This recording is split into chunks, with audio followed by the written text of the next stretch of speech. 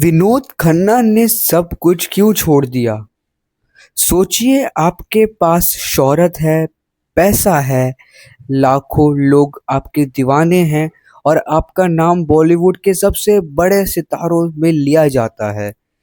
फिर एक दिन आप इन सब को छोड़कर एक आश्रम चले जाएं। ना कोई फिल्म, ना कैमरों की चमक, ना स्टारडम की जिंदगी। बस एक साधारण जीवन और खुद को खोजने की कोशिश। यही कहानी है उस अभिनेता की जिसे कभी अमिताभ बच्चन का सबसे मजबूत प्रतिद्वंदी माना जाता था। लेकिन सवाल यह है, आखिर विनोद खन्ना ने अपने करियर के सबसे सुनहरे दौर में सब कुछ क्यों छोड़ दिया? विनोद खन्ना का जन्म 6 अक्टूबर 1944 को पेशावर में हुआ था। विभाजन के बाद उनका परिवार मुंबई आ गया। फिल्मी दुनिया में उनकी शुरुआत आसान नहीं थी। 1968 में उन्होंने मन का मीत से अपने फिल्म सफर की शुरुआत की। शुरुआत में उन्हें कई फिल्मों में खलनायक की भूमिकाएं मिली, लेकिन उनकी पर्सनालिटी और स्क्रीन प्रेजेंस ऐसी थी कि कई बार दर्शकों का ध्यान हीरो से ज्यादा उन पर चला जाता था। धीरे धीरे वही विलन एक बड़ा स्टार बन गया। मेरा गांव मेरा देश, हेरा फेरी, अमर अकबर एंथनी, मुकद्दर का सिकंदर जैसी फिल्मों ने उनकी लोकप्रियता को नई ऊंचाइयां दी। और फिर आया वह दौर जब विनोद खन्ना सिर्फ एक अभिनेता नहीं रहे थे, वह एक स्टार बन चुके थे। लेकिन अंदर कुछ और चल रहा था। बाहर से जिंदगी शानदार दिखाई देती थी, लेकिन इंसान के भीतर क्या चल रहा है, यह कैमरा कभी नहीं दिखा सकता। विनोद खन्ना आध्यात्मिकता की तरफ आकर्षित होने लगे थे। उनका संपर्क आध्यात्मिक गुरु ओशो से हुआ और धीरे धीरे ध्यान और आध्यात्मिक जीवन में उनकी रुचि गहरी होती गई। रिपोर्टों के अनुसार वह पुणे के आश्रम में समय बिताते थे और वहां ध्यान करते थे। फिर 1982 आया। यही वह साल था जिसने विनोद खन्ना की जिंदगी की दिशा बदल दी। उस समय उनका फिल्मी करियर अपने शिखर पर था, लेकिन उन्होंने फिल्मों से दूरी बनाने का फैसला किया और फिर वह अमेरिका के ओरेगन स्थित ओशो के कम्यून चले गए। यह कहानी शायद उनकी जिंदगी का सबसे चौंकाने वाला हिस्सा है। जिस इंसान के पीछे निर्माता और निर्देशक काम पाने के लिए दौड़ते थे, वही विनोद खन्ना ओशो के कॉम्यून में माली का काम करने लगा। उन्हें आश्रम में बागवानी की जिम्मेदारी दी गई थी। पौधों को पानी देना, उनकी देखभाल करना और बगीचे का रख रखवाव करना। वहां उन्हें स्वामी विनोद भारती नाम भी दिया गया था। सोचिए, एक तरफ बॉलीवुड की चमक, दूसरी तरफ मिट्टी, पौधे और साधारण जीवन। लेकिन शायद विनोद खन्ना उस समय यही तलाश रहे थे, अपने भीतर का सुकून। क्या उन्हें अपनी जिंदगी का जवाब मिल गया था? विनोद खन्ना के इस फैसले को सिर्फ एक फिल्मी ब्रेक समझना आसान नहीं है। यह उनके लिए एक आध्यात्मिक खोज थी। बाद के वर्षों में उनके इस दौर के बारे में अलग अलग लोगों ने अलग अलग बातें बताई।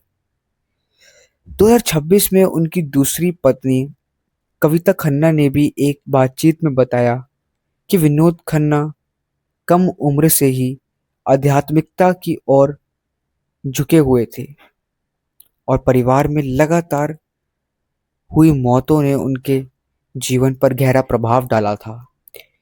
उनके अनुसार उनकी मां की मृत्यु के बाद विनोद ने ओशो के पास जाकर संन्यास लिया। यानी बाहर से देखने वाले लोग शायद पूछ रहे थे, इतना सफल इंसान सब कुछ छोड़ क्यों रहा है।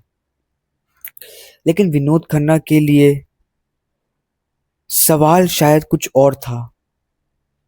इतनी सफलता के बाद भी मन को शांति क्यों नहीं मिल रही। 5 साल बाद वापसी, लगभग 5 साल तक फिल्मों से दूर रहने के बाद विनोद खन्ना 1987 में वापस बॉलीवुड में लौटे। और उनकी वापसी भी साधारण नहीं थी। इंसाफ और सत्यमेव जयते जैसी फिल्मों ने उनकी दूसरी पारी को मजबूत शुरुआत दी। यानी जिस अभिनेता को लोग शायद भूलने लगे थे, वह वापस आया और फिर से दर्शकों के दिल में जगह बना ली। यह उनकी जिंदगी का एक बड़ा सबक था। कभी कभी जिंदगी में पीछे हटना हार नहीं होती। कभी कभी इंसान को खुद को समझने के लिए भीड़ से दूर हो जाना पड़ता है। विनोद खन्ना ने इसके बाद सिर्फ फिल्मों में ही नहीं, बल्कि राजनीति में भी अपनी पहचान बनाई। 1997 में उन्होंने भारतीय जनता पार्टी में प्रवेश किया और 1998 में गुरदासपुर के लोकसभा चुनाव जीता। आगे चलकर उन्होंने केंद्र सरकार में संस्कृति और पर्यटन तथा विदेश मंत्रालय से जुड़े पदों पर भी काम किया। यानी एक ही इंसान की जिंदगी में हमने 3 अलग अलग चेहरे देखे: अभिनेता, आध्यात्मिक साधक और राजनेता। लेकिन उनकी सबसे बड़ी कहानी क्या थी?